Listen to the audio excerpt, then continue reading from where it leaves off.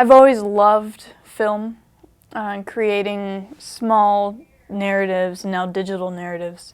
And so I was drawn to the digital storytelling master's degree program here. And then once I graduated from there, they offered me a job in the TCOM department. My favorite independent project was twofold. I did two different types of projects down in El Salvador in Central America.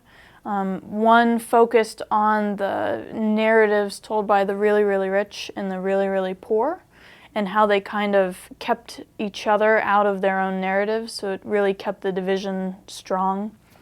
And the other story I did in El Salvador was about a small school located in rural El Salvador, 2 miles up a volcano, and they were donated. They were the first school in El Salvador to get this donation of 36 solar panels, which powered 8 battery chargers, which then powered 15 Dell computers and a satellite internet connection. That was life-changing, the El Salvador stuff. I love the projects that deal with video or creating something that I think is tangible, more so than just writing a paper.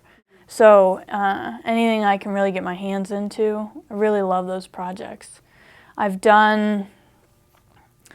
really dorky, but I've done eye tracking research for the Center for Media Design, and I did my own little study with that, and I worked with the Center for Media Design on their studies.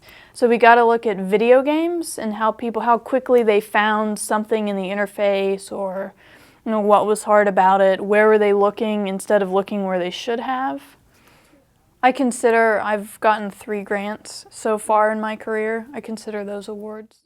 One for a creative arts grant in grad school.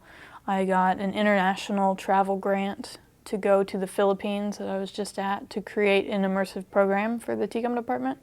And for the cameras, the $50,000 from Lily 5.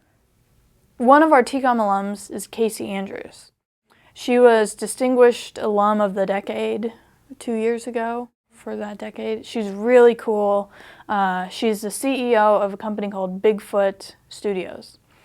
And Bigfoot Studios mainly reside in LA, Hong Kong, and the Philippines is where all their studios are. So part of the Philippines, their studios down there, they've started a film school. International Academy of Film and Television, so IAFT.